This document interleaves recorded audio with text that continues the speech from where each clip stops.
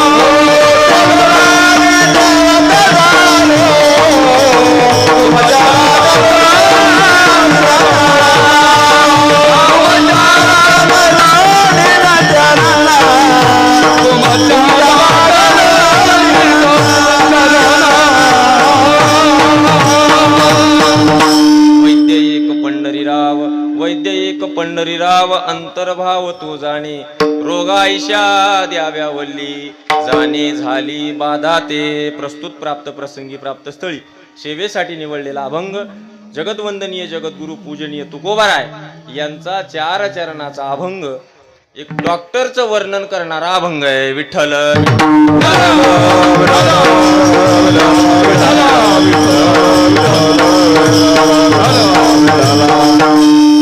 सेवा किम निमित्त आहे आपल्याला सर्वांना श्रुत आहे. सालाबादाप्रमाणे अखंड हरिनाम सप्ताहाची ही अखंड धारा गेली 150 वर्ष अव्याहतपणे या ठिकाणी आपल्या मौजे शालिग्राम म्हणजे शेळगाव या गावामध्ये परंपरेनं चालवलेली आहे.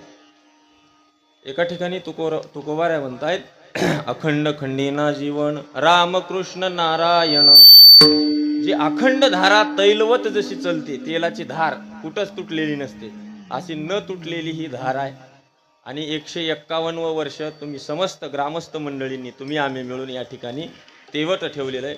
प्रभू रामचंद्रांच्या दरबारामध्ये आतमध्ये जागा पुरत नाही म्हणून आपण बाहेर घेतलेला आहे. असा वास्तविक कोणताही उद्देश नाही. कुणी काही म्हणत असलं तर ते मनात आणूही नका, कारण की अनेक बुद्धीचे तरंग पालटती क्षणोक्षण वेगवेगळे लोक वेगवेगळे मतमतांतर मांडत असतात. तर असला काहीही भाव नाही, मध्ये गर्दी आपली बसत नाही म्हणून आपण बाहेर पटांगणामध्ये सप्ताह आणलेला आहे. कोणाला जर वाटत असेल तर अधिष्ठान सोडून अजिबात नाहीये. प्रभू रामचंद्रांचा दरबार आहे, त्यांचीच जागा आहे, समस्त पृथ्वी त्यांचीच आहे. आणि कुठं जरी नामाचं चिंतन केलं, नामाचे चिंतन प्रगट पसारा, असाल ते करा जेथे तेथे म्हणलेलं, जिथं असाल तिथं केलं तरी काही अडचण नाही.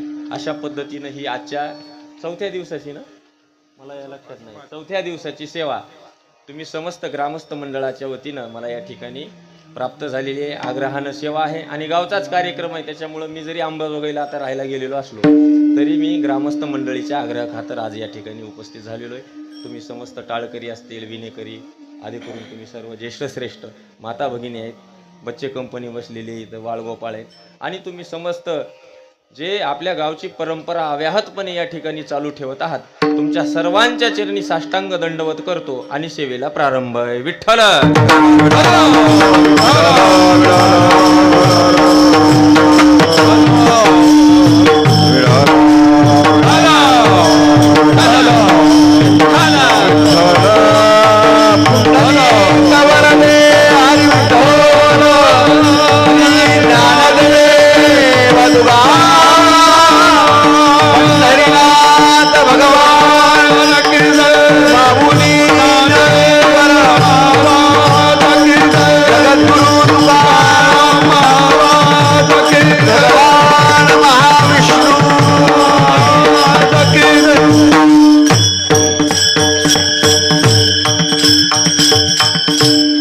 सेवा ही आपल्याला संकल्पित वेळेमध्ये पूर्ण करायची आहे. त्याच्यामुळे नामोल्लेख नंतर घेण्याचा प्रयत्न करणार आहे. बाळासाहेब महाराज नवीनच आहेत माझ्यासाठी आणि त्यांचे वडील सुद्धा, कारण की तुमची आमची भेट अगोदर झाली का? झालेली आहे, परंतु माझ्या काही लक्षात नाही. माणसाची बुद्धी तेवढी कुशाग्र नाही आहे माझी, त्याच्यामुळं कदाचित माझ्या लक्षात राहिलेलं नसेल. सुंदर पकवाज वाजवतात, मला वाटतं अगोदर ही साथ केलेली असेल त्यांनी, पण माझ्या लक्षात नाही. प्रस्तुत अभंगामध्ये पूजनीय तुकोबाराय डॉक्टरचं वर्णन करतात. डॉक्टरचं तुम्ही म्हणता आज एकादशी आहे, चिंतन पंढरी पांडुरंग परमात्म्याचं व्हायला पाहिजे, जागर वारीची एकादशी आहे आणि तुम्ही डॉक्टर साहेबाचं वर्णन कसं काय करायला लागले? आता इथं डॉक्टर साहेब आलेत आमचे बरं का, संग्राम डॉक्टर आलेले, हां डॉक्टर आहेत. आता मग यांचं वर्णन कसं काय तुम्ही करणार?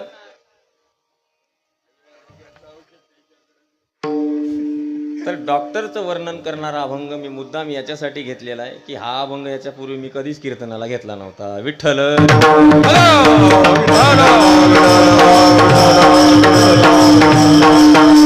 आणि एक माझा असा अंदाज आहे की तुम्ही कधी ऐकलेलं नसेल कीर्तनात. का बाबा ऐकलाय?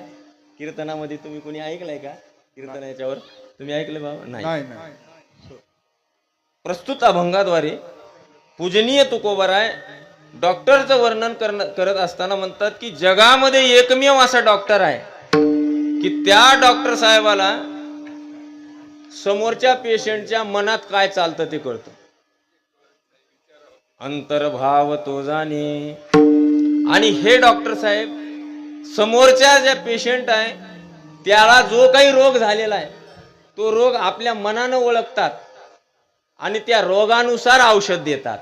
रोगा ऐशा द्याव्या वल्ली जाणे झाली बाधा ते. ज्याला जी बाधा झालेली आहे, ज्याला जे रोग झालेला आहे त्या रोगावरचं जालिम औषध ते लिहून देतात. बरं, लिहून दिल्यानंतर डॉक्टर लोक फीस घेतात.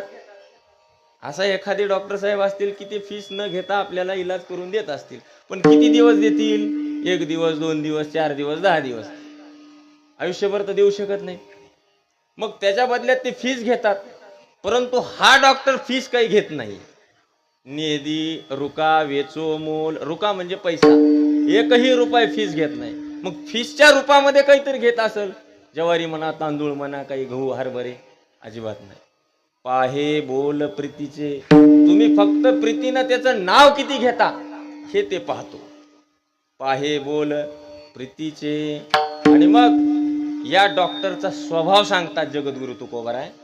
आपण डॉक्टरकडे गेल्यानंतर, तपासल्यानंतर, औषध घेतल्यानंतर, मेडिकलवर गेल्यानंतर 10-5 मिनिट बोलल्यानंतर डॉक्टर साहेबांचा स्वभाव कसा आहे आपल्या लक्षात येतं का नाही हो? काही डॉक्टर साहेब कडक असतात. आप्पा 4 टाइम औषध घ्यावं लागल, चुकू द्यायचं नाही, एक सुद्धा गोळी चुकली नाही पाहिजे. काही डॉक्टर कडक बोलतात का नाही? आपल्याला वाटते बाबा डॉक्टर लय कडक आहे, ते गोडीनं बोलत नाही. काही डॉक्टर साहेब गोडीनं बोलतात. नाही, तसं नाही. हरभऱ्याची डाळ खाऊ नका, वायतळ खाऊ नका, वांग खाऊ नका, अमुक खाऊ नका, गोडीनं सांगतात. हा स्वभाव आहे. तुकोबाराय म्हणताय की आमच्या डॉक्टरचा स्वभाव कसा आहे? तुका म्हणे दयावंता. आमचा डॉक्टर दयाळू आहे म्हणे आणि त्यांना सदा चिंता दिनांची. गरीब लोकांचा कळवळा आमच्या डॉक्टर साहेबांना येतो. गोड चिंतनीय अभंग सेवेसाठी निवडला आहे. विठ्ठल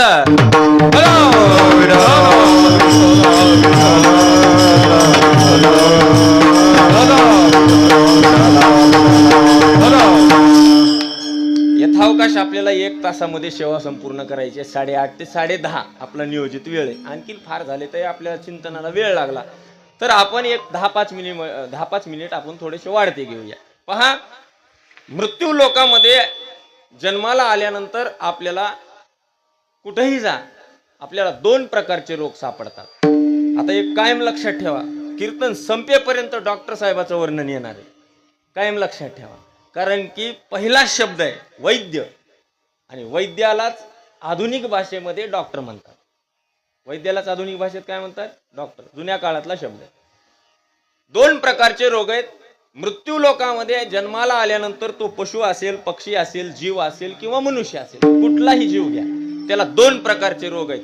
ज्या जीवाची उन्नत अवस्था प्राप्त झालेली आहे, म्हणजे जे मनुष्य जन्माला आलेले, मानव जन्माला आलेले, यांच्यामध्ये 2 प्रकार पडतात. एक असतो कायिक रोग आणि एक असतो मानसिक रोग. एक असतो शरीराचा रोग आणि एक असतो मनाचा रोग. आता शरीराचा रोग नीट करण्यासाठी आपलं सायन्स एकदम मॉडिफाईड झालेलं आहे, डेव्हलप झालेलं, विकसित झालेलं आहे. आता डॉक्टर लोक इतके विकसित झालेले आहेत की आपल्या शरीरामध्ये अति सूक्ष्म असलेली जी नाडी आहे, त्याही नाडीचं फोटोग्राफी घेण्याचं काम ते करतात. म्हणजे MRI वगैरे जे आलेले आहेत, सिटी स्कॅन, MRI, एक्सरे, हे आपल्या शरीरामध्ये काय गेलंय का, शरीरामध्ये काय गेलं की याची तपासणी करतात. परवा दिवशी तुम्हाला मला वाटतं सांगितलं काय की किस्सा का नाही, परवा दिवशी एक बातमी होती, पेपरला मी बातमी वाचली, आता 2-3 दिवसाखालची गोष्ट आहे. लातूरहून एक पेशंट सोलापूरला गेला, त्याच्या फुफ्फुसामध्ये काहीतरी अडकलेलं होतं. लातूरच्या डॉक्टरांनी रेफर केलं, सांगितलं की तुम्हाला सोलापूरला जावं लागेल, अमुक अमुक डॉक्टरांचा दवाखाना आहे, या दवाखान्यामध्ये तुम्ही जाऊन काय करा, टेस्ट करा. तो पेशंट आहे तिथे गेलेला आहे, डॉक्टरांकडे सांगितलं हे असं असं रेफरन्स लेटर दिलेलं आहे आणि माझी तपासणी करा. आता डॉक्टर ज्या वेळेस तपासणी करतात, रिपोर्ट येतो, इथला रिपोर्ट ते दाखवतात आणि सांगतात की आमच्या डॉक्टरनं, लातूरच्या किंवा अन्य ठिकाणच्या डॉक्टरनं सांगितलेलं आहे की तुमच्या छातीमध्ये एक झुरूळ अडकलंय. काय अडकलंय? झुरूळ अडकलेलं आहे. आणि ज्या वेळेस सोलापूरचे डॉक्टर तपासणी करतात तर तिथं क्लिअर आलेलं आहे. म्हणजे असा कसा रिपोर्ट हो? सोलापूरच्या डॉक्टरनी सांगितलं झुरळ तुमच्या छातीत नाहीये, तिथल्या मशीन मध्ये अडकलेलं आहे. विठ्ठल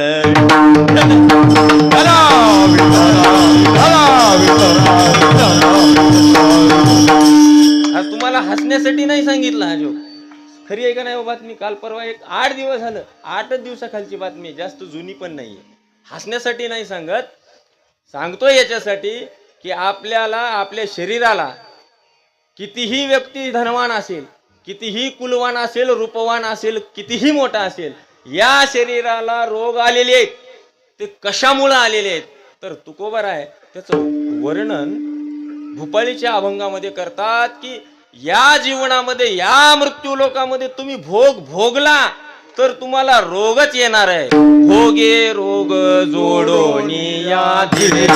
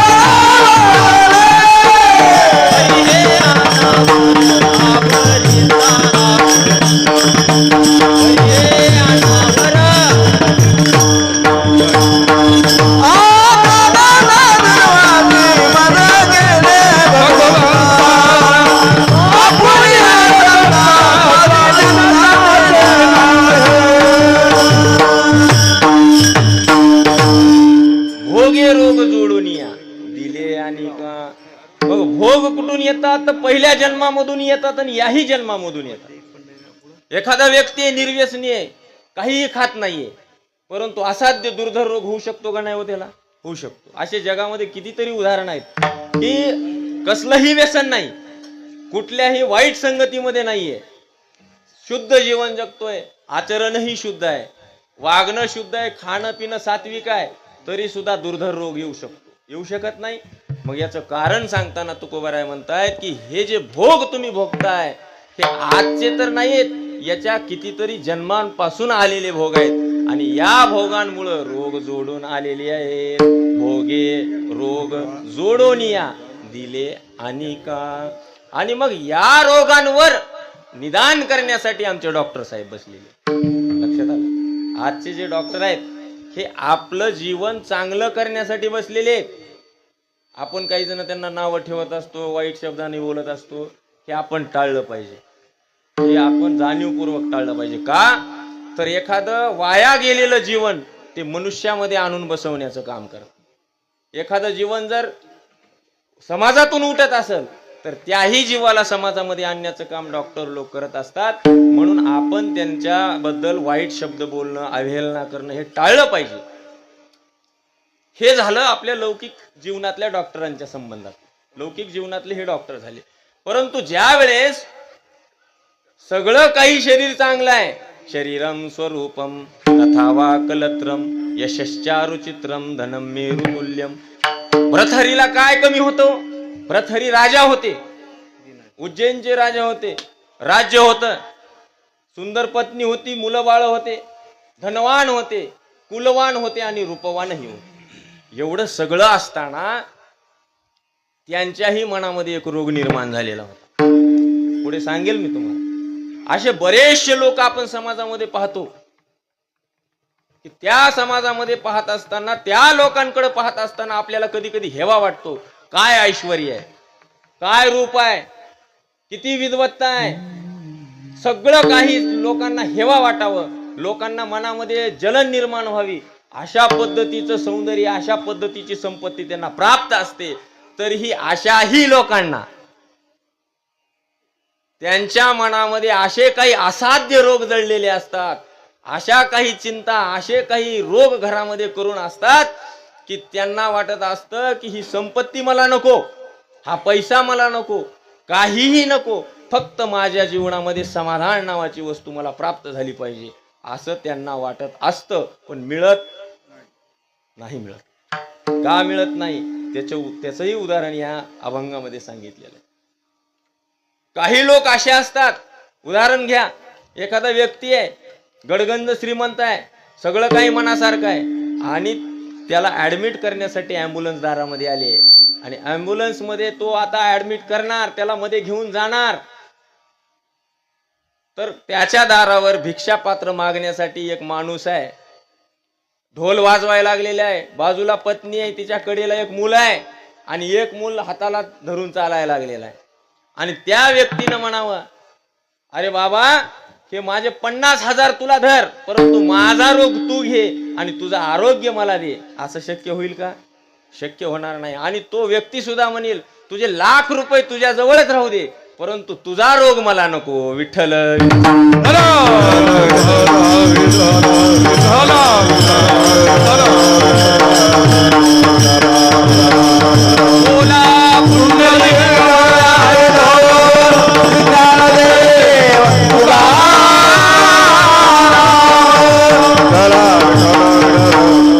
आणि मग अशा जर पद्धतीचं एखादे डॉक्टर लोक आपल्यावर उपकार करत असतील तर आपण त्यांच्याबद्दल कृतज्ञता व्यक्त करायला पाहिजे. परंतु काही रोग असे असतात की ते मनामध्ये असतात किंवा ते मानसिक प्रकारचे रोग आहेत, त्यांना मात्र आपले डॉक्टर काही करू शकत नाहीत. का? कारण की अशा व्यक्तींचा इलाज करणं त्यांच्याही हाताच्या पलीकडे जातं किंवा त्यांच्याही आवाक्याच्या बाहेरकडे जातं. आणि मग अशा रोग्यांचा इलाज करण्यासाठी पूजनीय तुकोबाराय म्हणतायत की मी त्या डॉक्टरचा पत्ता सांगतो. आज एकादशी आहे आणि ज्यांना कोणाला असा असाध्य असा मानसिक रोग झालेला आहे त्यांनी त्या डॉक्टरकडे जा. त्याचा पत्ता अभंगाच्या प्रथम चरणात. वैद्यक पंढरीराव, वैद्यक पंढरीराव, वैद्यक पंढरीराव,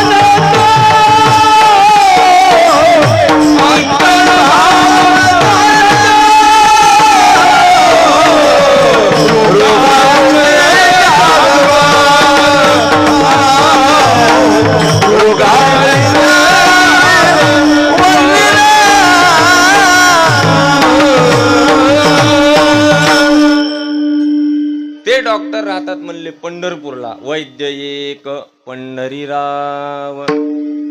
पंढरीराव आमचा वैद्य आहे आणि तो कुठं राहतो? पंढरपूरला राहतो. बरं, आपण डॉक्टरांकडे जाण्यासाठी जो एखादा व्यक्ती आहे आणि डॉक्टर साहेबांकडे गेला आणि डॉक्टर साहेबांनी विचारलं काय झालंय, काहीच नाही, मग कशाला आले?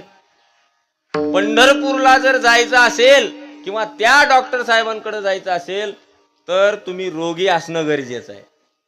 म्हणजे त्यांच्यासाठी सांगतोय, कोणते जे रोगी आहेत त्यांच्यासाठी, आपल्यासाठी नाही बरं का. मग हे डॉक्टर साहेब तुम्हाला बोलवतात, समोर बसवतात. त्रिपुटी आहे, डॉक्टर आहेत, रोग आहेत आणि रोगी आहेत. तिघ जर असेल तर दवाखाना उभा टाकतो, नाहीतर उभा टाकत नाही. समजा दवाखाना आहे, डॉक्टर साहेब बी आहेत, परंतु पेशंटच नाही, दवाखाना म्हणेल का कोण? शाळा आहेत, गुरुजी आहेत, म्हणेल का कोणी शाळा का? नाही म्हणणार. तशा पद्धतीचं आहे. मग आमच्या पांडुरंग परमात्म्याला जर तुम्ही डॉक्टर म्हणत असाल तर त्यांच्याकडे जे जाणार आहेत त्यांना कोणता रोग झालेला आहे? तर तुम्हाला सांगतो, एकच गाथ्यामध्ये रोग सांगितलेला आहे, सगळ्यात दुर्धर असा रोग. ज्ञानेश्वरीमध्ये तोच रोग सांगितलेला आहे आणि नाथ महाराजांनी सुद्धा तोच रोग सांगितलेला आहे. तो रोग आहे म्हणजे भवरोग. तो कोणता रोग आहे? भवरोग. आणि एका ठिकाणी म्हणले सुद्धा, भवरोगा ऐसे आणि काय शुल्लके. त्या डॉक्टर साहेबांकडे गेलं तर भवरोगासारखा दुर्धर रोग सुद्धा निघून जातो. निघून जातो का नाही? जातो. परंतु त्याच्या काही अटी आहेत महाराज. काही तुमची फीस आहे, डॉक्टर साहेबांकडे गेल्यानंतर फीस द्यावी लागेल. काही लक्षणं आहेत, तुम्हाला आजाराचे लक्षणं सांगावे लागतील. भवरोग आहे, नुसतं रोग सांगितल्यानं जमत नाही. डॉक्टर साहेबांकडे गेल्यानंतर तुम्हाला विचारलं जातं काय होतं महाराज तुम्हाला? मग कोरोनामध्ये काही लोक सांगत होते मला सर्दी आहे, घशामध्ये खवखव व्हायलाय, हातपाय गळून लागलेले आहेत. मग डॉक्टर साहेबांना तसं लक्षणं सांगितले की शेजारी पाजारी पळून जायचे सगळे, नको म्हणले. याचा वारा सुद्धा अंगाला लागायचा नको. का? कारण की त्यांना माहित होतं हा रोग या व्यक्तीला झालाय तर मला सुद्धा होईल. बघा बरं, जर इतकी काळजी त्याच्यात जर घेत असतील तर भवरोग तर अतिशय वाईट आहे. किती वाईट आहे सांगतो, भजन करा. विठ्ठल विठ्ठल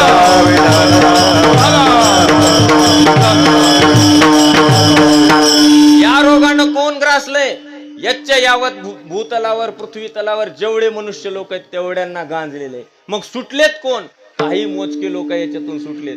मग कोणते कोणते लोक अडकलेत? तुम्ही मी आधी करून सर्वजण अडकलेलो आहेत. मग तुम्ही म्हणताल मग महाराज सगळ्याच आहे, तर मग मोठ्याचं उदाहरण देतो म्हणजे छोट्यांचं लक्षात येईल. जर एखाद्या हॉस्पिटलचं वैशिष्ट्य सांगत असताना ते त्यांची ऍडव्हर्टाईज करत असताना सांगतात की आम्ही अमुक प्रकारची एक जटिल शस्त्रक्रिया यशस्वीपणे पार केली या मोठ्या माणसांची, सगळ्यात आता मोठा आमदार आहे, मंत्री आहे, खासदार आहे, यांची जर आम्ही शस्त्रक्रिया केली तर लोकांना विश्वास वाटतो का नाही? म्हणजे मोठ्या लोकांचा आजार आम्ही नीट केलाय तर छोट्या लोकांना विश्वास बसतो. आता मी तुम्हाला एका मोठ्या रोगाचं उदाहरण देतो आणि मोठ्या रोगीचं उदाहरण देतो, मग तुमच्या लक्षात येईल. विठ्ठल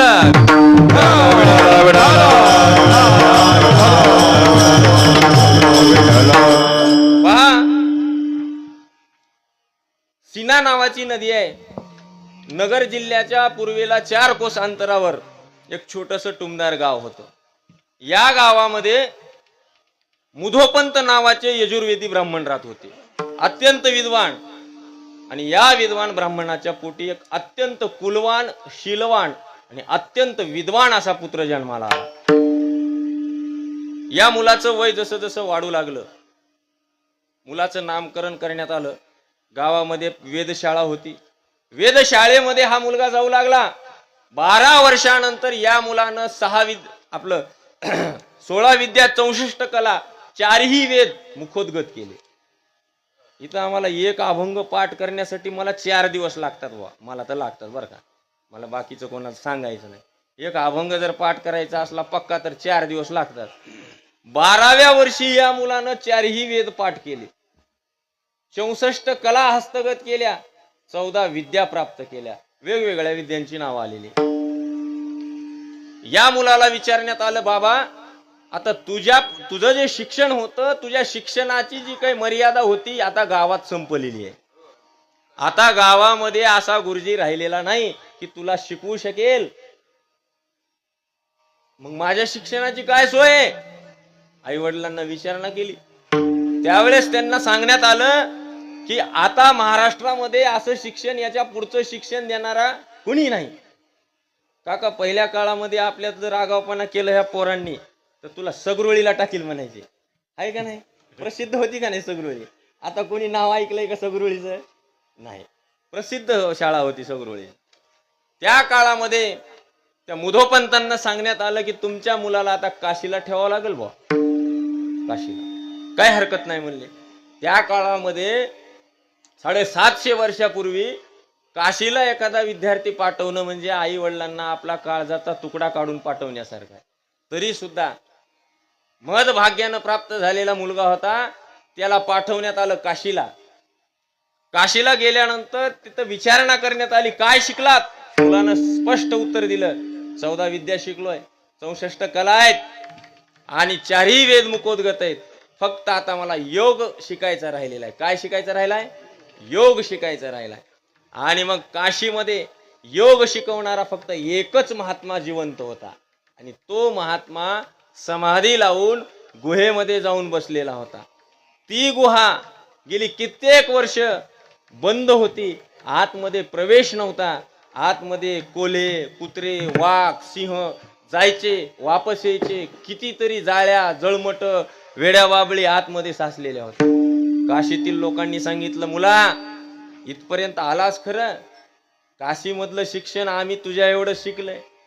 योग शिकायचा असेल तर मध्ये एक संन्यासी बसलेला आहे, बघवा म्हणले, तुला जर इच्छा असेल तर असं असं आहे, परंतु मार्ग अवघड आहे. शूरस्य धारा निशिता दुरत्यया दुर्गम पतस्तत कवयो वदंती. मार्ग कसा आहे म्हणले? ऐसी अवघड वाट कोणा सांगावा बोभाट. अवघड वाट आहे पण कोणाला सांगता म्हणले? ज्याला प्राप्त करून घ्यायचंय ना त्याला जावं लागेल. या मुलानं मनामध्ये निश्चय केला. निश्चय असा केला की जाईन तर विद्या शिकूनच येईल, जाईन तर विद्या शिकूनच येईल. असाध्य ते साध्य करिता सायास कारण अभ्यास तुका म्हणे. आणि मग मुलानं ठरवलं, मुलगा आतमध्ये प्रवेश करतोय. 14 कला प्राप्त होत्या, 14 विद्या प्राप्त होत्या, 64 कला प्राप्त होत्या.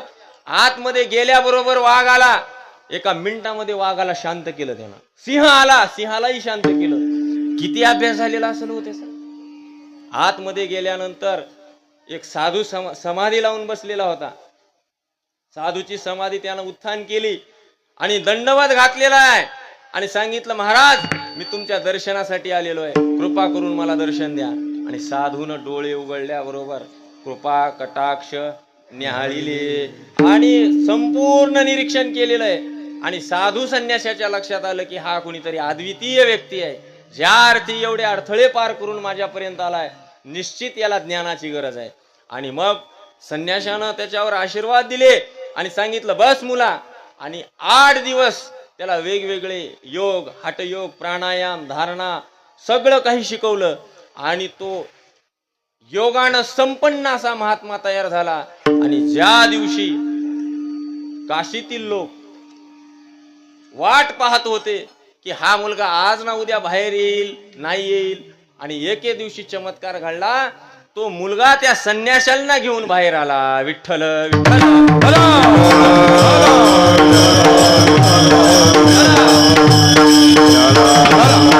आता मी सांगतोय कशासाठी हे महत्वाचं आहे. त्या मुलाचं नाव होतं, सांगू का? बस ज्यांना माहिती आहे त्यांनी सांगितलं बघा. पेशंटचं नाव होतं चांगदेव. ते होते चांगदेव महाराज.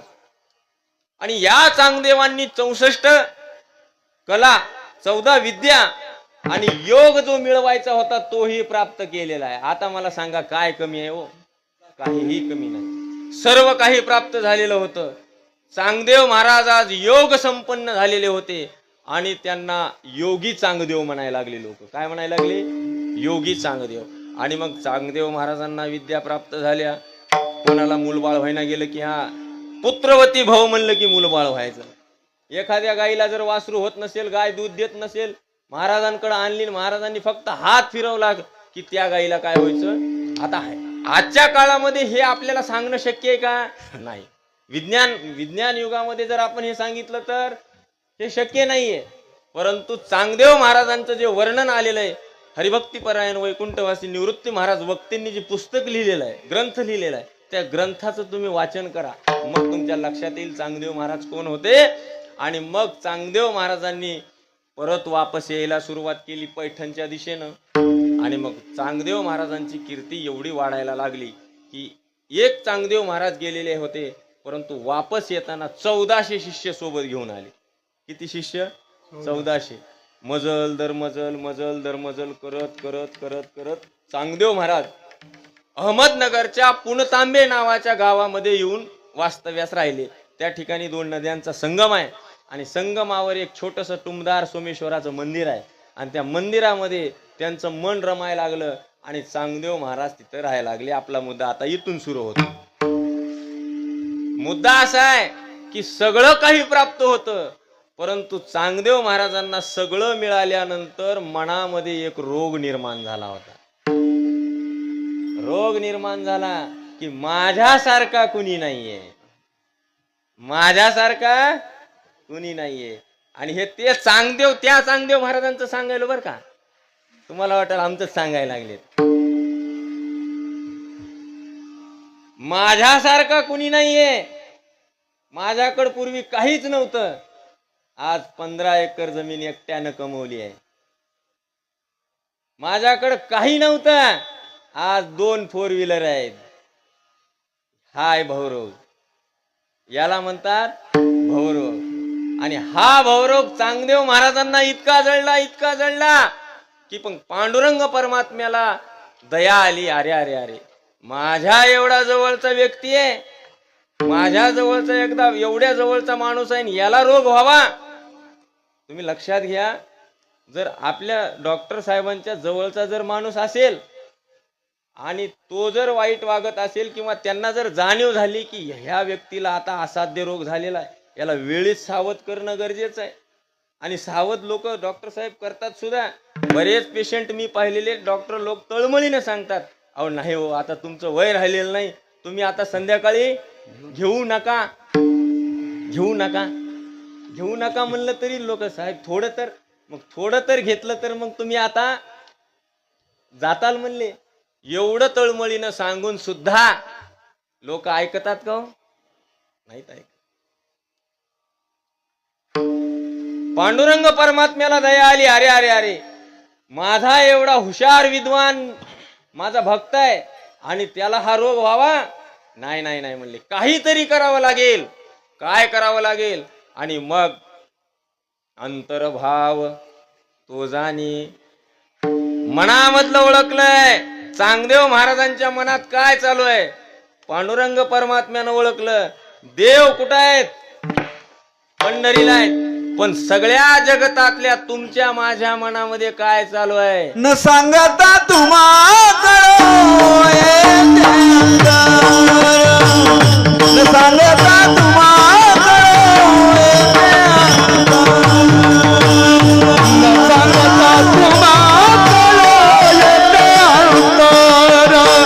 न सांगता तुम्हाला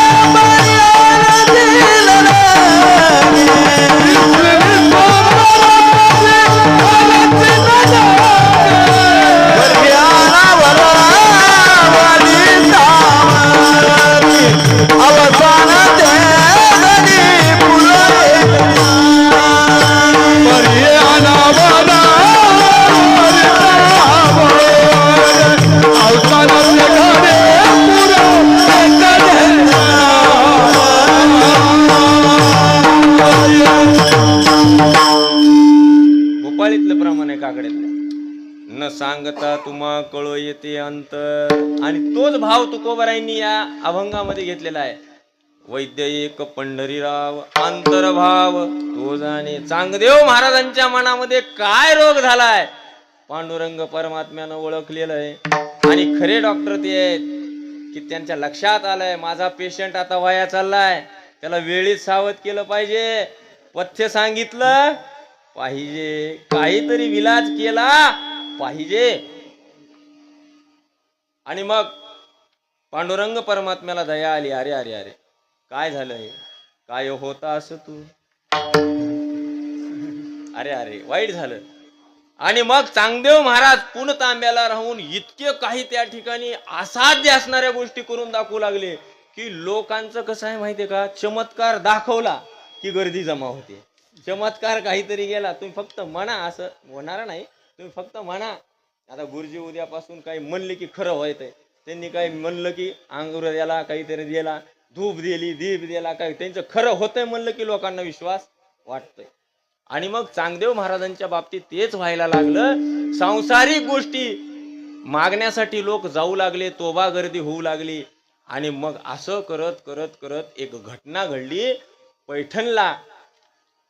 त्या काळामध्ये निवृत्तीनाथ, ज्ञानदेव, सोपान आणि मुक्ताबाई हे 4 भावंड त्या काळामध्ये पैठणला आलेले होते शुद्धीपत्रक मागण्यासाठी. हा एकच काळ आहे.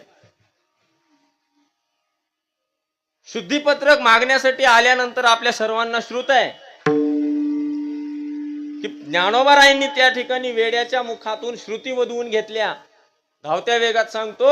आणि ही घटना पुणतांब्यांना चांगदेव महाराजांना जाऊन सांगितली. आणि चांगदेव महाराजांच्या कानामध्ये शिष्यानं सांगितलं, महाराज सावध व्हा, तुमच्यापेक्षा नम्री माणूस पुढे आलाय. कोण म्हणायलंय? शिष्य. शिष्य सांगताना काय सांगतील काही सांगता येत नाही बरं का, काही फुकून देतात कानामध्ये. आणि फुकून दिलं की बस तेच. त्याच्यामुळं कानात सांगणाऱ्या माणसाचं कधी खरा ऐकून ये. शहाण्या व्यक्तीनं याचं त्याला आणि त्याचं त्याला करणाऱ्याला तर ऐकूच नाही. कारण की ज्या अर्थी तो त्याचं आपल्याला सांगायला तर आपलंही त्याला. शिष्यानं सांगितलं, महाराज तुम्ही तर नुसते हे छोटे मोठे काम धंदे करतात, तिकडं रेड्यांच्या मुखातून श्रुती वदवल्या गेल्यात. मग चांगदेव महाराजांचे डोळे पांढरे झाले. अरे मी एखाद्या पोपटाला बोलवत होतो, एखाद्या गाईला वासरू नव्हतं तर वासरू देत होतो, एखाद्याला कोणा संतान नसेल तर संतान प्राप्त करून देत होतो, रेड्याच्या मुखातून श्रुती वधवून घेणं हे काय भानगड आहे? ही तर माझ्याच्यानं शक्य नाही. आणि हे ज्या वेळेस चांगदेव महाराजांच्या लक्षात आलं, चांगदेव महाराजांनी ठरवलं काहीही केलं तरी आपल्या पुढे जाऊ द्यायचं. बघा, मला जर 20 कट्टे सोयाबीन होत असेल तर माझ्या शेजाऱ्याला तेवढं झालं नाही. आणि जर गंजी मोठी लागली तर पहिल्या काळामध्ये सांगतो बरं का, आताच नाही सांगत, पहिल्या काळामध्ये एक कट्टा असायचा. आता कट्टेच आहेत का नाही की मला माहित नाही, बिडीचे. आणि मग चलत चलत चलत चलत इकडं तिकडं पाहायचं. आणि कुणी नाही आहे, ठीक आहे, बिडी पेटवल्याचं सोंग करायचं. बिडी पेटल का नाही ते माहित नाही, पण गंजी मात्र पेटायची. होतं का नाही वास पूर्वी? आता काय झालेलं आहे, भीती मनात निर्माण झाली आहे. हे शूटिंग आहे, कॅमेरे, कोण कुठून शूटिंग करील काही सांगता येत. सीसीटीव्ही कॅमेरे आहेत, त्याच्यामुळं आता हे धंदे बंद झालेले. चांगदेव महाराजांना वाटू लागलं माझ्या पुढं कुणी नाही गेलं पाहिजे. आणि मग चांगदेव महाराजांनी ठरवलं काहीही करायचं आणि ज्ञानोबारायांची भेट घ्यायची. दिनांक ठरला, वेळ ठरली, तारीख ठरली, पण भेटायला जायचं कसं? एका शिष्याला घेतलं, सांगितलं ज्ञानोबारायांना हा कागद नेऊन दे, मला भेटायला जायचंय. परंतु हातात लेखणी घेतली. काय लिहायचंय? चिरंजीव लिहाव तर ज्ञानानं मोठे, कारण की रेड्यांच्या मुखातून श्रुती वदवल्यात. तीर्थरूप लिहाव तर वयानं लहान आहेत.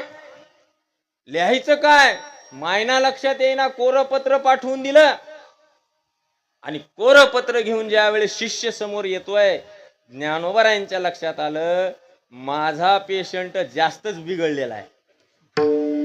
माझा पेशंट जास्त बिघडलाय, लवकरात लवकर आता सलाईन लावावी लागेल, नाही तर पेशंट आता बॅड कंडिशनला जाण्याची शक्यता आहे.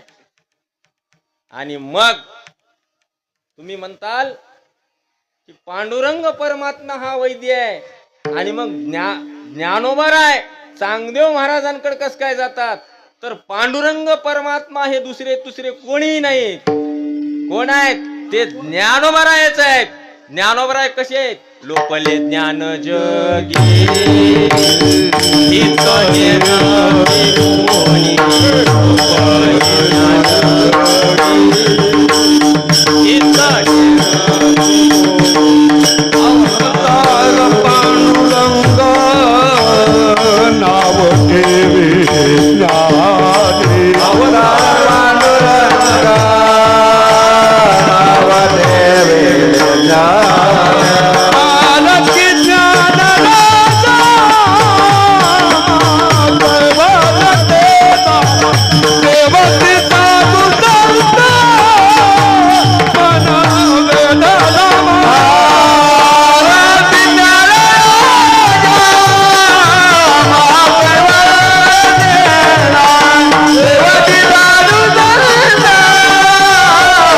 मन वेदना.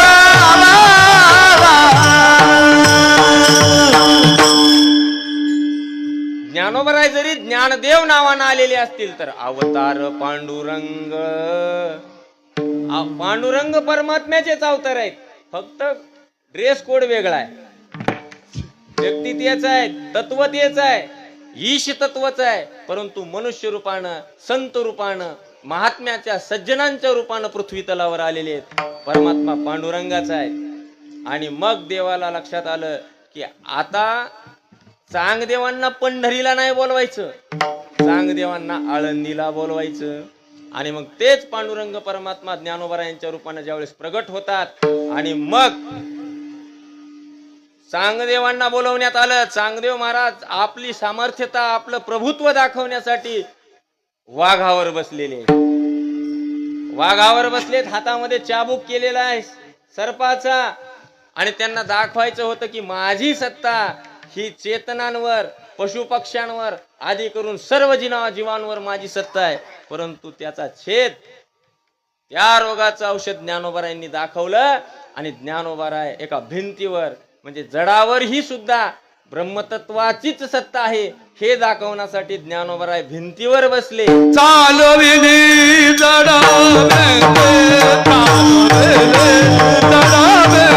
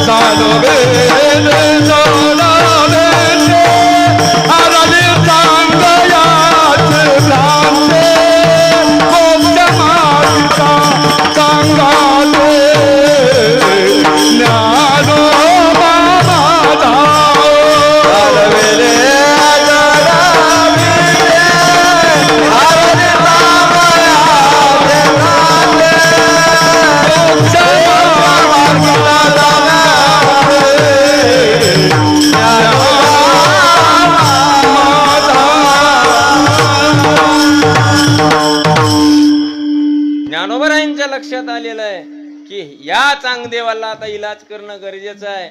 आणि लक्षात घ्या, चांगदेव महाराजांचं एवढं श्रेष्ठत्व होतं की सोबत 1400 शिष्य घेऊन आळंदीला आलेले आहेत. आणि आळंदीला आल्यानंतर आज आपण ज्या ठिकाणी भिंतीचं मंदिर आहे, आळंदीला तुम्ही जाऊन पहा, भिंतीचं मंदिर आहे.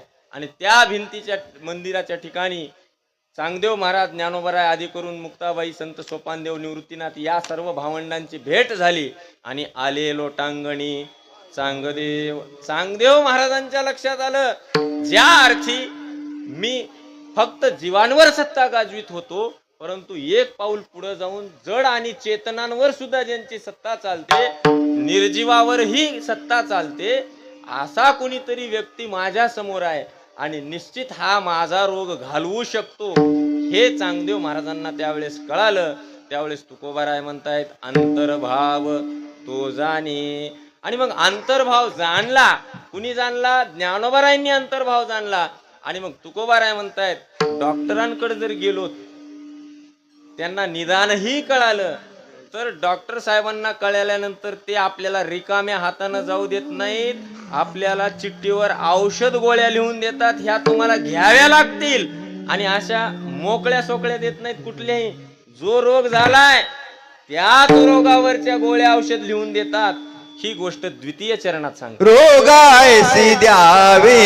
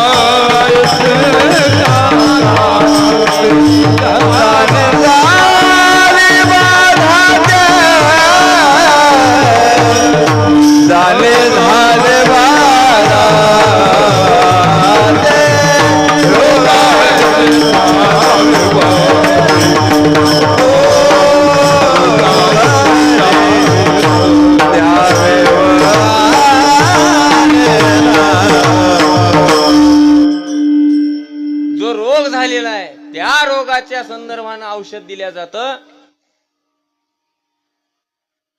डॉक्टर साहेबांकडे फक्त निदान आणि औषधांचं नाव असतं.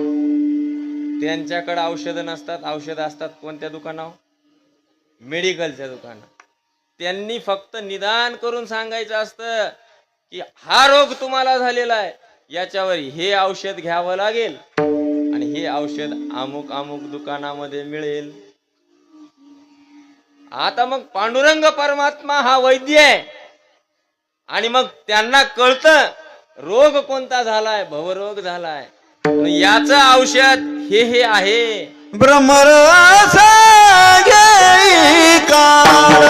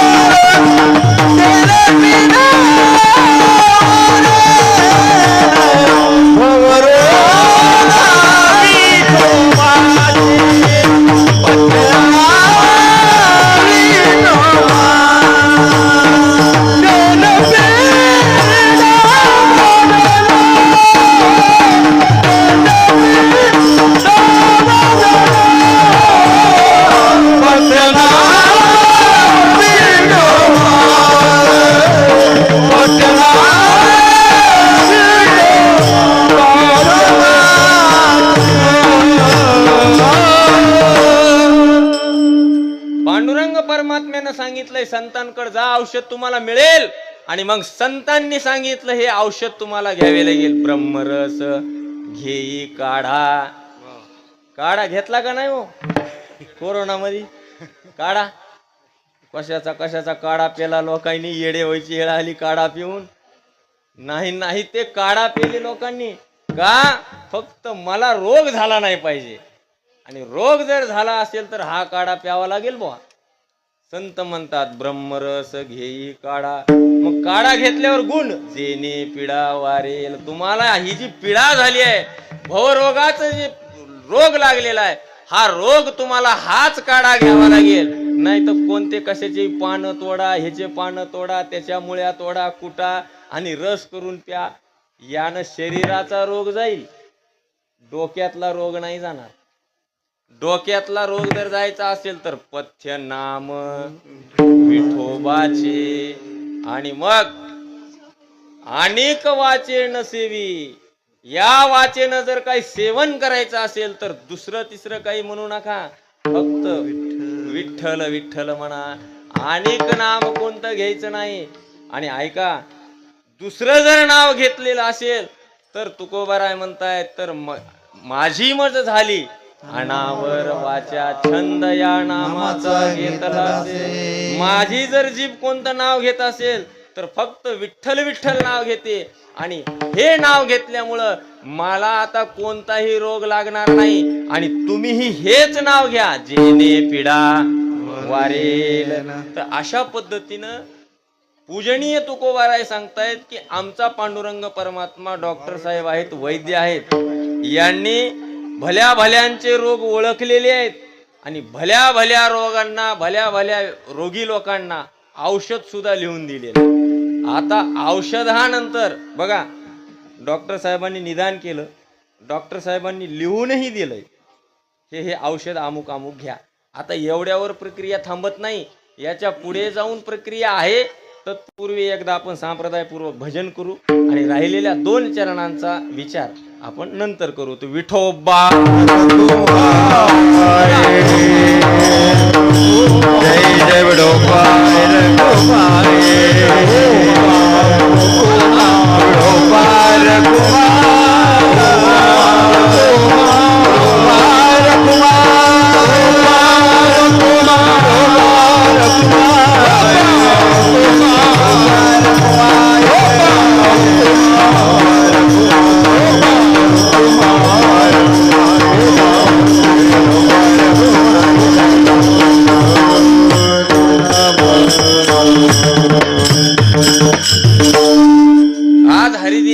आपणही संकल्प केला पाहिजे की काहीतरी थोडं तरी नामचिंतन झालं पाहिजे, नियम झाला पाहिजे. काही नाही झालं सकाळी तरी जेवायच्या अगोदर तुळशीला कमीत कमी पाणी तरी घातलं पाहिजे. गावामध्ये आपल्या घराजवळ मंदिर आहे तर मंदिरात जाऊन आलं पाहिजे. फार दूर असेल तर घरच्या देवांना हात जोडले पाहिजेत. आणि एखादा तरी नियम केल्याशिवाय आपण जेवण नाही केलं पाहिजे. हा आपण संकल्प केला पाहिजे. हरिदिनी आहे आज, एकादशी आहे. आणि एकादशीच्या दिवशी तुम्ही आम्ही समस्त मिळून या ठिकाणी चिंतनाची सेवा करत आहोत. अभंग आहे वैद्य एक पंढरीराव अंतर्भाव तो जाणे रोगा ऐशा द्याव्यावल्ली जाणे झाली बाधा ते. इथपर्यंत आपल्या लक्षात आलं की डॉक्टर साहेबांकडे गेल्यानंतर काय अडचण आहे का रे पोरांनो? थोडं लक्षात नाही असते पोरं म्हणल्यावर तसंच असतंय. आणि इथपर्यंत आपण आलेलो होतो की डॉक्टर साहेबांनी आपल्याला औषधही लिहून दिलंय, सांगितलेलं आहे हे पथ्य तुम्हाला करावं लागेल, हे औषध तुम्हाला घ्यावे लागेल. परंतु आपलंही काहीतरी कर्तव्य आहे का नाही, त्याच्या मोबदल्यात आपण काहीतरी द्यावं लागेल का नाही. नाही तर डॉक्टर साहेब गवळचेत म्हणून दिवसभर रात्रभर आणि वर्षानुवर्ष फुकटच सल्ला घ्यायचा का नाही. मग आमचा पांडुरंग परमात्मा आमच्याकडून फीस काय घेतो, काहीतरी घेत असेल का नाही. तुकोबाराय म्हणतायत फीस तर घेतच नाही. हे अभंगाचं तिसरं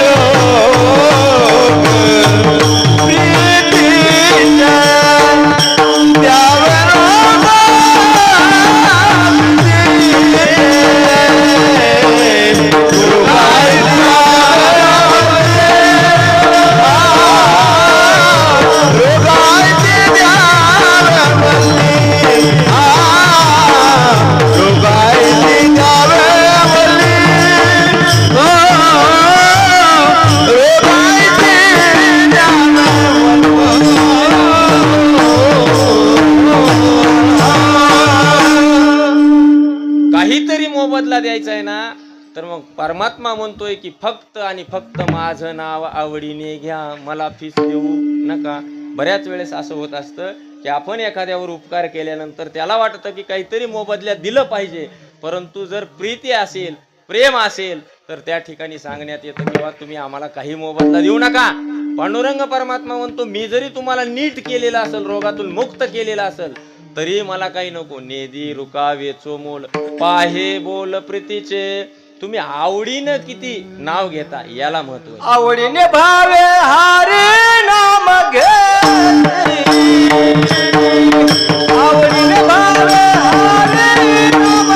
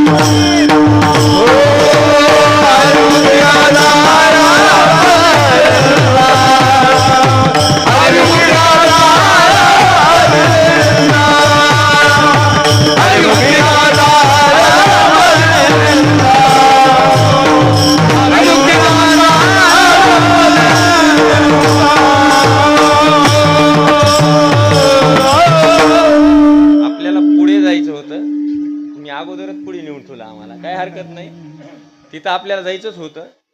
पांडुरंग परमात्मा फक्त एकच पाहतो, निधी रुकावेचो मोल पाहे बोल प्रीतीचे. तुमच्याकडे भगवंताविषयी प्रीती किती आहे, आवड किती आहे, प्रेम किती आहे हे पाहतो. भगवंत माझी गाडी पाहत नाही, माझे कपडे पाहत नाही. म्हणजे आपल्या सगळ्यांचे म्हणतो बरं का, नाही तुम्ही म्हणता माझेच का. माझी गाडीही पाहत नाही, माझे कपडेही पाहत नाही. तुम्ही किती मोठं ब्रासलेट हातात घातलंय तेही पाहत नाही. पाहत का नाही महाराज. आणि जर असं पाहायचंच असतं भगवंताला, तर दुर्योधनाकडे काय कमी होतं. ज्यावेळेस संधीची सोय करण्यात आलेली होती, भगवंत संधीसाठी गेलेले होते. जो द्वारकेचा राजा होता तो फक्त सुलानामा करण्यासाठी गेलेला होता. दुर्योधनाकडे पंचपक्वान्नाचं ताट होतं आणि सांगितलेलं होतं, देवा मी राजा आहे, राजाचा पुत्र आहे, माझ्याकडे तू आलास, माझ्याकडे जेवण करायचंय. त्यावेळेस भगवंतानं स्पष्ट नकार दिलेला आहे. सांगितलं, दुर्योधना तू राजा जरी असलास तरी माणसानं त्याच ठिकाणी जेवण करावं जिथं प्रीती आहे, जिथं प्रेम आहे, जिथं गोडवा आहे. जिथं गोडवा नाही आहे, प्रीती नाही आहे, त्या ठिकाणी एक अन्नाचा कण सुद्धा भक्षण करायचा नाही. आणि म्हणून त्या गोष्टीसाठी भगवंतानं नकार दिलाय. आणि विदुरा घरच्या खाल्ल्या का नाही हो कन्या, भक्षुणी कन्या सांगतात का नाही. विदुरा घरच्या पातळ कन्या खाल्ल्या महाराज, परंतु पंचपक्वान्नाचं ताट लाथाळून टाकलेले भगवंतानं. का पाहे बोल प्रीतीचे. फक्त आपल्या मनामध्ये भगवंताची प्रीती किती आहे, देव फक्त ते पाहतो, बाकीचं काहीही त्याचे पायी घाला मिठी, त्याचे पायी घाला मिठी, त्याचे पायी घाला मिठी, त्याचे पायी घाला मिठी. मोल न घे जगाची, मोल न घे जगाची,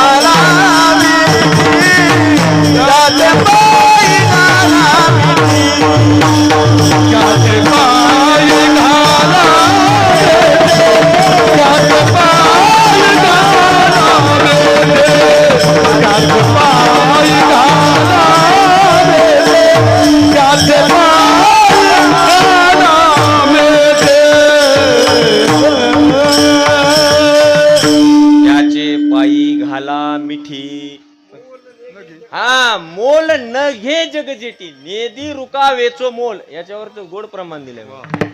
गोड प्रमाण आहे. नाटातलंय का मौली? नाटातलं नाही वाटत हे.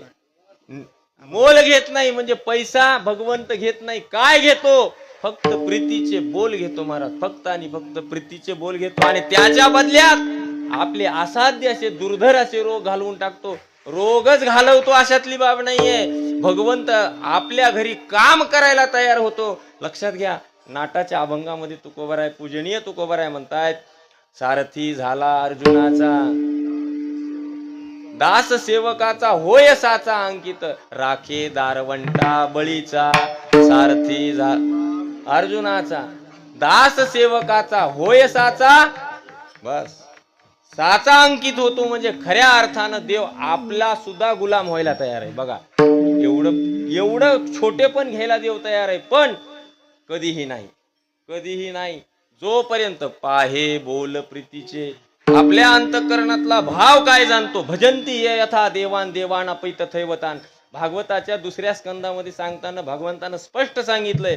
अर्जुना, उद्धवाला सांगताना भगवान म्हणतात, उद्धवा, मी त्यांना जे भाव मला जसा अर्पण करतात तसाच मी भाव, तशाच पद्धतीची वागणूक मी त्याला देतो. भावे जैसा तैसा.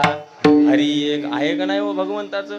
मग मला सांगा, एखादे डॉक्टर साहेब पेशंटला वारंवार सांगत असतील की तू अशा पद्धतीनं औषध घे, अशा पद्धतीनं गोळ्या घे, आणि पेशंट ऐकतच नसेल, मग कसं करायचं आपण? जसं होईल तसं आहे का नाही? मग भगवंतानं सुद्धा तेच सांगितलंय. मी वारंवार तुम्हाला हे सांगतोय, तुम्ही अशा पद्धतीनं वागा, हे औषध घ्या, परंतु आपण ऐकायलाच तयार नसताल तर भगवंत म्हणतो मग तुमच्या हातात आहे. तुम्हाला कसं वागायचंय तसं वागा. तुमचा पतन आणि उद्धार तुमच्या हातात आहे. आत्मैव ह्यात म्हणू बंधू, रात्मैव रिपुरात्मना. आपणा घात करू, शत्रू झालो मी दावेदारू, तव तू कृपेचा सागरू. उतरी पार तुका म्हणे. भगवंताकडे आपण याचना करायची असती, देवा आम्हाला पहिलं तीरावर नेऊन सोड. या भवसागरातून, या भवनिधीतून नेणारा फक्त तूच आम्हाला नावाडी आहेस.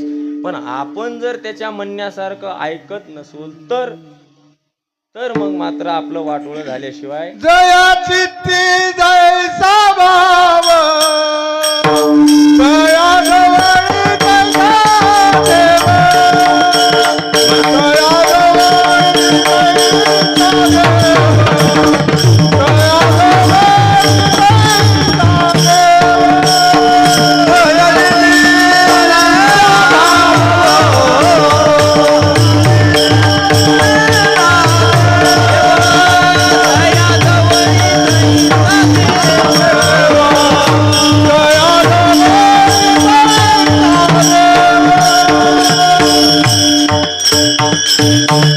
दया चित्ती जैसा भाव, दया जवळी तैसा देव. हा भावच सांगितलेला आहे. जसं आहे ना, तुम्ही जसं औषधं घेताल तसा रोग नीट होणार आहे. आणि नाहीच औषधं घेतले तर मग मात्र आपली काही धडगत नाहीये. आणि मग तुकोबाराय म्हणतायत, अरे बाबांनो, आमचा वैद्य पांडुरंग परमात्मा इतका गोड आहे, इतका गोड आहे. त्याचा स्वभाव किती गोड आहे, तर तो गोड स्वभाव अभंगाच्या शेवटच्या तू का म्हणे दया, तू का म्हणे दयावंत,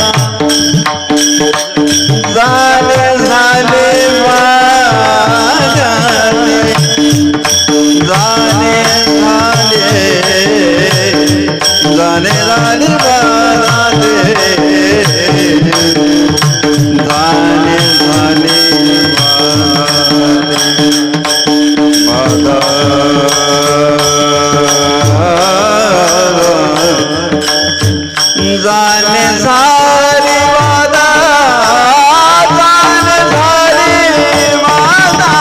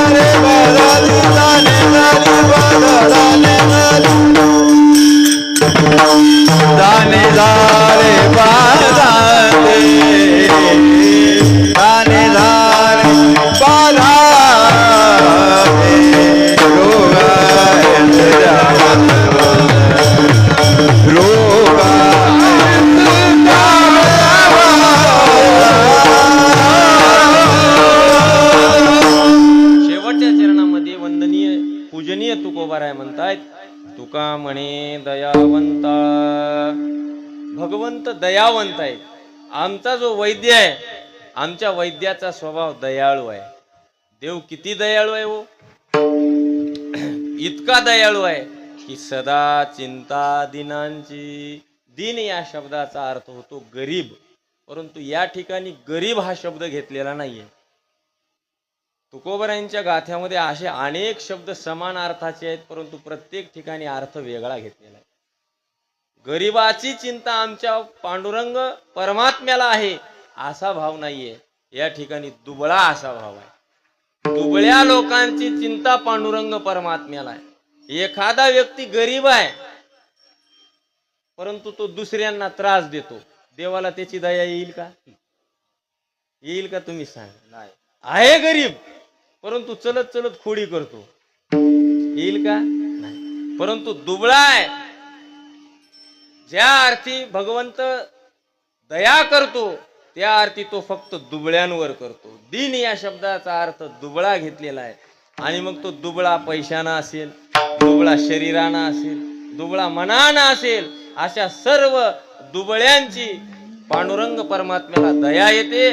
मी बोलत नाही, अनेक गाथ्यामध्ये पुराणांमध्ये उदाहरण आलेत. पहावे पुराणी विचारोणी. पुराणांमध्ये अनेक कथा आलेल्या आहेत, अनेक संदर्भ, अनेक दाखले आलेले आहेत की त्या दाखल्यांमध्ये केवळ आणि केवळ एकच उदाहरण आहे की ते म्हणजे भगवंत त्यांच्यासाठी धावून आले जे दुबळे होते.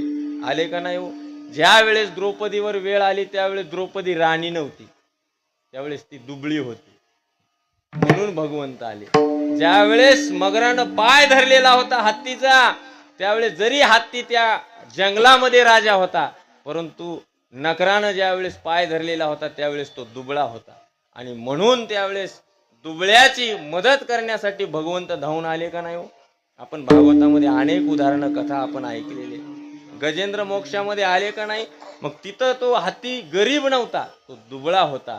म्हणून तुका म्हणे दयावंता, सदा चिंता दिनांची. आणि दीन लोक, दुबळे लोक अनेक होते, परंतु त्यांनी फक्त पाहे बोल प्रीतीचे अंतःकरणातून भगवंताचं नामस्मरण केलं आणि त्यांच्या मनातले जेवढे काही भवरोग होते ते सगळे निघून गेले. आणि निघून गेल्यामुळं काय झालं, भगवंताला ते प्रिय झाले आणि प्रिय झाल्यामुळं भगवंतानं त्यांच्याकडून कसल्याच पद्धतीची फीस घेतलेली नाही. आपला मुद्दा तिथं चाल. नेदी रुकावेचो मोल पाहे बोल प्रीतीचे रोगा ईशा द्याव्यावल्ली जाणे झाली बाधा ते. यथामती यथावकाश आपण चिंतन करण्याचा प्रयत्न केला. अभंगाचा भाव खूप आणखी वेगवेगळ्या पद्धतीनं मांडता येतो. अभंग गोड आहे, चिंतनही करण्याच्या अनेक पद्धती आहेत, परंतु चिंतनासाठी अभंग कीर्तनासाठी मी घेतला नव्हता. बाहेर गावामध्ये लोकांना जोक आवडते, वेडेवाकडा हसवणं आवडतंय, तसलं आपलं गाव नाहीये. ऐशी आमची परंपरा चांगली परंपरा आहे, चांगलं ऐकणारे लोक आहेत. म्हणून नवीन अभंग जर घ्यायचा असेल तर मी शेळगावमध्ये घेत असतो. दुसरीकडे नवीन अभंग घ्यायचा नाही, दळल्यालाच दळत राहायचं. लक्षात येत आहे ना, दळल्यालाच दळाय. त्याला पिष्ट पिशन न्याय म्हणते. न्याय भाषेशास्त्रामध्ये अनेक प्रकारचे न्याय आलेले आहेत. मग दळल्यालाच दळलं की लोकांना वाटतं वा वा वा छान दळायला लागलेले, बसा मग तेच दळलेलंच ऐकत बसायचं. मग नवीन ठिकाणी हे अभंग मी घेत नाही, कारण की त्या लोकांना हे असलं ऐकायची सवय नाही. आपलं गाव चांगलं आहे, परंपरा चांगली आहे, भाऊंनी आशीर्वाद दिलेले आहेत आणि त्या आशीर्वादाच्या बळावर आपण चांगलं ऐकण्याची सवय घेतलेली आहे. समस्त गावकरी मंडळींना, सप्ताह कमिटीतील लोकांना आणि जे जे लोक या ठिकाणी सप्ताहासाठी मदत करत असतील या सर्वांच्या चरणावर मी विनम्र भावाने नतमस्तक होतो. मायबाप हो, अनेक वर्षांची परंपरा आहे. आपण भगवंतासाठी 1 मिनिट दिला तर भगवंत आपल्यासाठी 1 तास देईल. आपण भगवंतासाठी 1 चटई उचलली तर भगवंत आपल्यासाठी पाय घड्या घालील कोण्या ना कोण्या तरी रूपामध्ये. म्हणून कुठलंही धर्मकार्य असू द्या, कुठलाही धर्माचा मंडप असू द्या, आपल्याकडनं जेवढं होईल तेवढी सेवा करण्याचा प्रयत्न करा. या सेवेची दखल भगवंत निश्चित घेतल्याशिवाय राहणार नाही, निश्चित घेतल्याशिवाय. मग ती मदत, ती सेवा, ते जे काही काम करणं असेल, ती काही मदत असेल. उदाहरणार्थ आमचे गणेश महाराज आहेत, सेवेधारी आहेत महाराज, कितीतरी सेवा करतात ते मला माहिती आहेत. आमचे चांगले जवळचे मित्रही आहेत, का छान पद्धतीनं प्रक्षेपण करतात. गावातले वेगवेगळे धार्मिक कार्यक्रम असतील, धर्ममंडपातले कार्यक्रम असतील, उत्कृष्ट पद्धतीनं त्यांचं प्रक्षेपण आहे. जगाच्या पाठीवर संत दर्शन चॅनल गेले, जगाच्या पाठीवर आज 65,000 फॉलोअर्स आहेत त्यांचे. म्हणजे जगाच्या पाठीवर तुम्ही अमेरिकेतही बसा, तुम्हाला जर वाटलं राम मंदिरातला सप्ताह पाहायचा आहे, राम मंदिरातली कथा पाहायची आहे, राम मंदिरातला काकडा पाहायचा आहे, तर तुम्ही जगाच्या पाठीवर कुठेही असू द्या, तर तो संत दर्शनच्या माध्यमातून तो आपल्याला पाहायला मिळतो महाराज. आणि मग या ठिकाणी पंक्तीसाठी वाढपे असतील, पट्टी देणारे असतील, मदत करणारे असतील, आदी करून जेवढे लोक आहेत या सर्वांच्या चरणावर विनम्र भावाने नतमस्तक होतो. दोन्हीही बाबा चांगले उत्कृष्ट गायक आहेत, पोखरणीकर आहेत असं मला कळालं, कारण की आमचा काही परिचय नाहीये.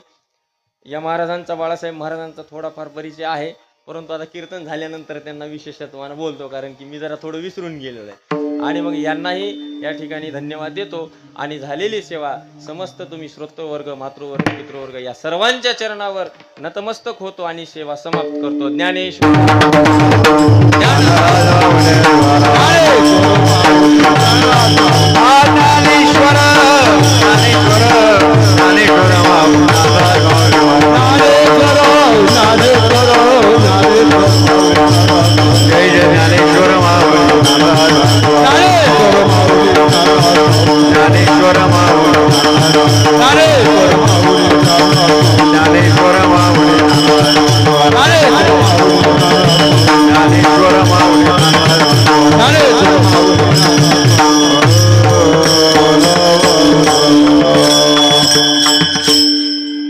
आता उद्याचे कार्यक्रम माझ्याकडूनच आहे का?